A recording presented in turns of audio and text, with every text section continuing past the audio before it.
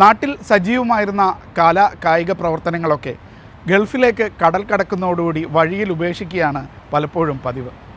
പക്ഷേ ഒമാനിലെ ബർക്കയിലെ അബ്ദുൽ ഹമീദ് ഇക്കാര്യത്തിൽ വ്യത്യസ്തനാണ്.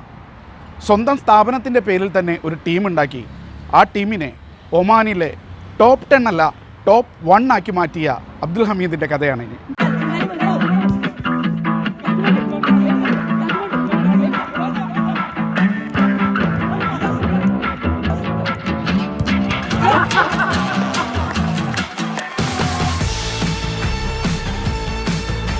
ഒമാന്റെ മണ്ണിൽ ഫുട്ബോളിന് വിസിൽ മുഴങ്ങുമ്പോൾ ബർക്കയിൽ നിന്നൊരാൾ ആദ്യം കൈ ഉയർത്തും.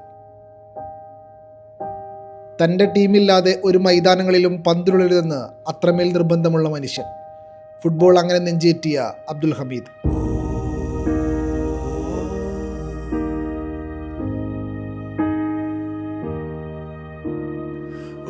വെറുതെ ഒരു ടീമിനെ ഇറക്കുക മാത്രമല്ല, കപ്പടിച്ചു വരാൻ പാകത്തിൽ ഒരു ടീമിനെ വാർത്തെടുത്തിട്ടുണ്ട്.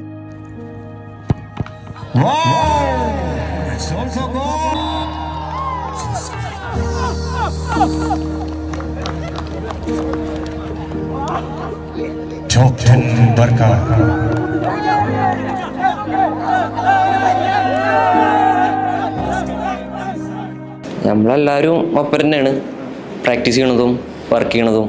അതുകൊണ്ട് എല്ലാവരും ഭയങ്കര അങ്ങോട്ടും ഇങ്ങോട്ടും സംസാരിച്ച് നിൽക്കുന്ന ആൾക്കാരാണ്. അതുകൊണ്ട് അതങ്ങനെ കറക്റ്റ് കെമിസ്ട്രി കറക്റ്റായിട്ട് പോകും. ജോലിക്കായി സെലക്ട് ചെയ്യുന്നത് പോലും ഫുട്ബോൾ പ്ലേയേഴ്സിനെയാണെന്നതാണ് ഇതിൽ ഏറെ അതിശയം.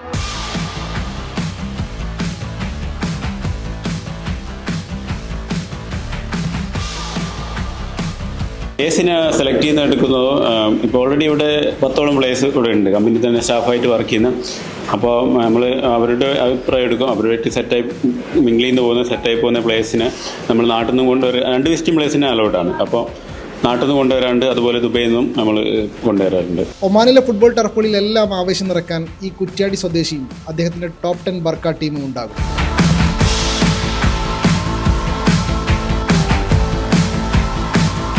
റബുൽ ഹറ കമ്പനിയുടെ മാനേജിംഗ് ഡയറക്ടർ എന്ന പദവിക്കപ്പുറം ടോപ്പ് 10 ബർക്ക ടീമിൻ്റെ ഹമീദ് ഖാൻ എന്നറിയപ്പെടാൻ ഇഷ്ടപ്പെടുന്ന മനുഷ്യൻ. സ്പോർട്സ് അങ്ങനെ ശരീരത്തിൽ അലിഞ്ഞു ചേർന്നിട്ടുണ്ട്. 88 ടോപ്പ് 10 ഈ കമ്പനി സ്റ്റാർട്ടാണ്.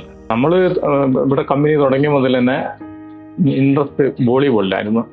കാരണം നമ്മുടെ നാട്ടിലൊക്കെ ഫുട്ബോൾ അത്ര ഇല്ലായിരുന്നു, വടകര കുറ്റ്യാടി മേഖലകളിൽ. പിന്നെ ഫുട്ബോളും സ്കൂളിൽ നിന്നൊക്കെ കളിക്കാറുണ്ടായിരുന്നു, ഇൻട്രസ്റ്റ് ഒക്കെ ഉണ്ടായിരുന്നു. പക്ഷെങ്കിൽ ഇവിടെ നമ്മൾ വോളിബോൾ ടൂർണമെൻറ്റുകളും മറ്റേ എല്ലാം നടത്താറുണ്ടായിരുന്നു. 3 വർഷം മുന്നെയാണ് നമ്മൾ ടോപ്പ് 10 ഫുട്ബോൾ ടീമായിട്ട് മാറ്റിയത്.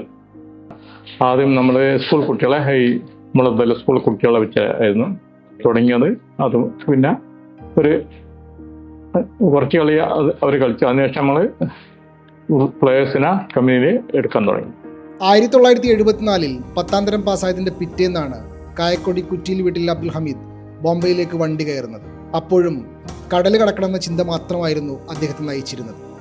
അങ്ങനെ പ്രതീക്ഷയുടെ ചിറകുമായി 1984 ജനുവരി 7 ഒമാനിലെ സീബിലെത്തി. 2 വർഷം കഴിഞ്ഞാണ് ഹമീദ് സ്വന്തമായി ബിസിനസ് ആരംഭിക്കുന്നത്.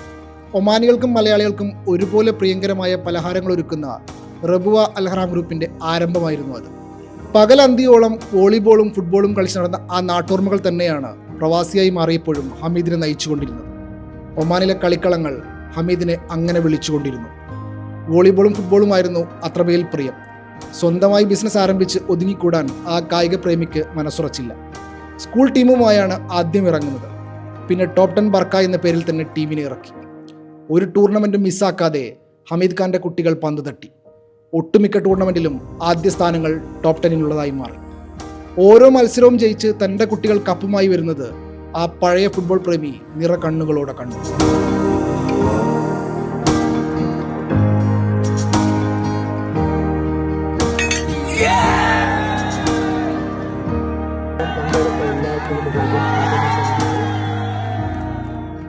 ഒമാനിലെ പ്രമുഖ ഫുട്ബോൾ ടൂർണമെൻറ്റുകളിലെല്ലാം കപ്പടിച്ചതിൻ്റെ ആർപ്പുവിളികൾ മുഴങ്ങുന്നുണ്ട് റബുൽ ഹറാം കമ്പനിയുടെ ബർക്കയിലെ ആ ഓഫീസിൽ.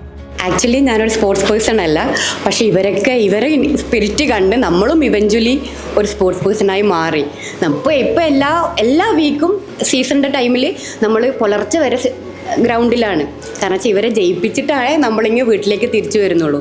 കയറി വരുന്നവരെ സ്വാഗതം ചെയ്യുന്നത് ചെറുതും വലുതുമായ നിരത്തിവെച്ച 100 കണക്കിന് ട്രോഫികളാണ്. 3 വർഷം കൊണ്ടാണ് ടോപ്പ് 10 ടോപ്പിലെത്തിയത് എന്നതാണ് ഏറെ അതിശയം. മക്കളും മരുമക്കളും സ്റ്റാഫായ ടീമംഗങ്ങളും കൂടെ നിൽക്കുന്നു എന്ന് തന്നെയാണ് ഹമീദ് എന്ന ഫുട്ബോൾ പ്രേമിയുടെ കരുത്ത്.